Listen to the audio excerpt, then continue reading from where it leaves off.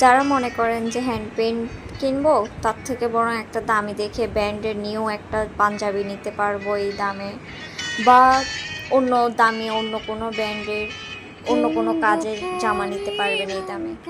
কিন্তু এই কাজ কি পাবেন একজন শিল্পীর শ্রম, কষ্ট বা তুলির যে রং, তুলির যে ছোঁয়া, এগুলা কি পাবেন? আর তাছাড়া এই যে বাচ্চাটাকে কত সুন্দর লাগছে হ্যান্ড পেইন্টেড পাঞ্জাবিটা পরে। এটা আমার করাই পাঞ্জাবি, এটা আমার একটা স্টুডেন্ট এটা পরে জাস্ট ছবি তুলেছে।